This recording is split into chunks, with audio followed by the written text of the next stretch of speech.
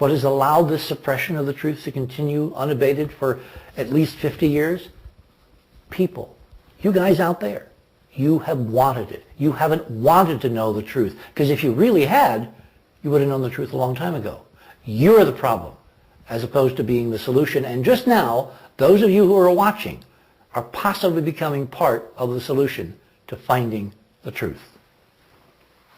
Now I want to ask you, if you're investigating what we found on Mars and the Moon, and you are, clearly, you've got documented evidence that you're tracing this incredible dome, right, made out of, I don't even know what, on top of the moon that covers... Well, it's several domes made of glass. Okay. The simplest explanation is it's made of glass. The reason is because when we look at the Apollo analyses of the stuff they brought back, which I by and large believe in because it's like, why cook those books? Which is the chemistry. Overwhelmingly, it's silicon dioxide, which is glass. Okay. It's also what the Earth is made of. How do you make glass here? How do you make huge, beautiful windows like this? You basically take the most common elements in the Earth's crust, you heat them up, you refine them, you melt them, you put them on these steel plates or rollers, and you roll it out, you press them, and you make sheets of glass, plate glass. So it looks like the lunar ruins are made out of the most common material you find on the moon, which, by the way, when you make ruins, structural buildings out of glass on the moon, they're 20 times stronger than steel. And the reason is there's no water on the moon. There's no atmosphere. There's no impurities that get into the glass that make it weak and brittle. So on the moon, glass is a structural material.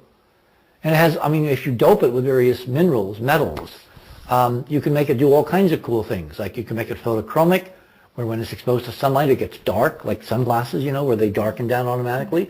And then as the lunar night would come, it would open up. You could make it radiation resistant. You could make it semi-transparent, so only certain wavelengths come in, other wavelengths are blocked. On the moon, on the front side, if you're at a place called Sinus Medi, the Middle Bay, when you look up directly overhead, there is this gorgeous Earth hanging overhead, spinning on its own axis, with clouds day after day, week after week, month after month.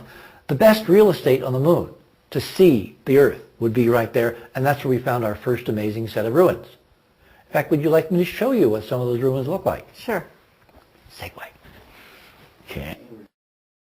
As part of our lunar investigation, going back now to 1996, which is 11 years, I brought in a variety of experts in Enterprise to look at various aspects of this impossible to believe story at first hand. Namely that Apollo went to the moon. The astronauts went there specifically chartered by NASA, by the president, as a mandate to go and find the technology secretly and bring it back and back engineer it. And that the Apollo, the race with the Russians to get to the moon before them, was a cover story. And we know that now because we have memos, which are in the book, in Dark Mission, from the White House, from the State Department. We have testimony from Premier Khrushchev's own son, Sergei, who was a fellow, I think, at Brown University, who confirms that from the moment that Kennedy walked into the Oval Office in 1960, after he was inaugurated on that afternoon of January 20th, he opened a dialogue with Premier Khrushchev, attempting to get him to go to the moon together. Now, logically, this is nuts, because if we're told all these years that the reason we went to the moon was to beat the Russians, why were we going to the moon at all, spending all that money at all, doing anything out there, if it wasn't to beat the Russians, if in fact secretly we were trying to go with the Russians?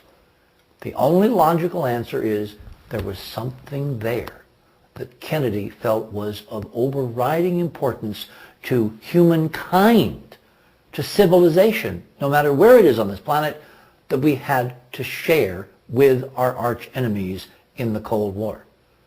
And ultimately, as we document in the book, it looks like they killed him for it. And then a few months later, they imprisoned Khrushchev and kept him under house arrest until his death, several years after that. But ultimately, behind the scenes, we may have gone to the moon with them anyway. Isn't this right? We don't know. Again, we don't know. Okay. The gaps in the record are still big enough to fly the Enterprise through. What we do know is that we went. that Apollo went to the moon. We had 6 missions, incredible missions. We had one that didn't quite work the way we wanted it to, 13, which in itself has interesting gaps that I'm looking at in my copious spare time.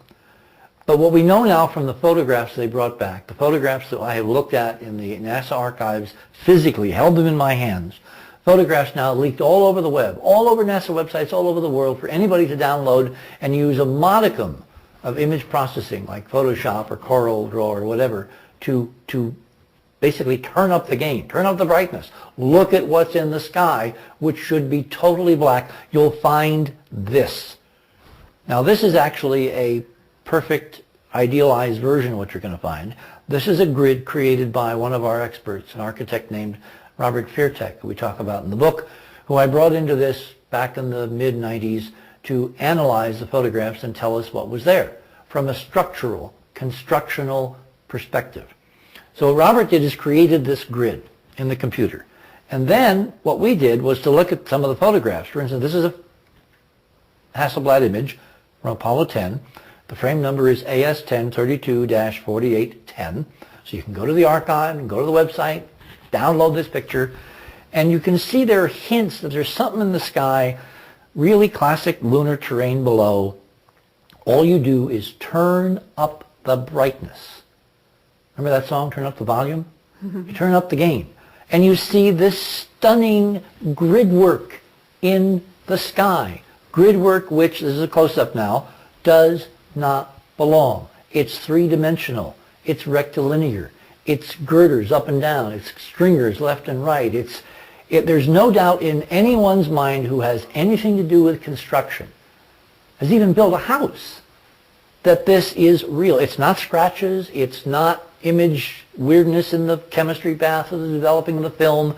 It's real 3D manufactured stuff. Okay, And it doesn't so belong what's there. your theory on who manufactured that? Well, that goes back to the photograph I showed you a few minutes ago, which was the head. Oh. Well, the head is kind of anthropomorphic, isn't it? Mm-hmm. If we believe in biological evolution, if we believe in Gaylord Simpson, who was the expert at Harvard back in the 1960s, who laid out this kind of Bible of human development, which Carl Sagan then ran with. Human beings are totally unique. The way we look, our face, our features, our proportions, 2 arms, 2 legs, all that, if you were to run Earth's history again, you wouldn't get anything looking like us at all. And the reason they say is because if you look in the oceans, you look on land, you look at all the various species, you look at the extinct species, look at the fossil record, the only guys that look like us, we now know are genetically related. The simians, the anthropoids, the apes, the monkeys. You know, there's a family tree here. Darwin was right. There is a family to which we have somehow been derived. And perhaps some of the extraterrestrial visitors as well. I don't know. We don't know that. We don't know that. You know, again, I'm dealing with actual data I can touch. I do not do UFOs because I have to depend on stories. If you're depending on stories, you're at the mercy of anybody telling you the story. If you depend on actual documented evidence that's in an archive that anybody can download, you're in a completely different ballgame. And so I listen to the stories. I try to cross-correlate them with the data, but we are data-bound. That's what makes Enterprise different from anybody else trying to do this thing. We have data. Okay, so anthropomorphically, they look like us. Yes. What has that got to do with what you're finding on the moon? I'm getting there. Okay. Yes. I always try to get someplace. Sure. Right? So back to the robot head. Yes. Why does the robot look like us? It could look like anything. It could look like R2-D2. Remember, R2-D2 did not look like us at all. Right. Cute and, almost like a little trash can, Yes. with blinking lights and a beam and all that. He looks like C-3PO, who is an anthropomorphic robot in human image. So the fact that Apollo went to the moon and on Apollo 17, Gene Cernan and Harrison Schmitt may have seen that thing. They may have picked it up. They may have brought it back as part of their mandate. We don't know any of those facts yet because they're not talking. Why do we have a photograph of it? There were like 15 photographs of it. I know, but did they take the pictures? They took the pictures.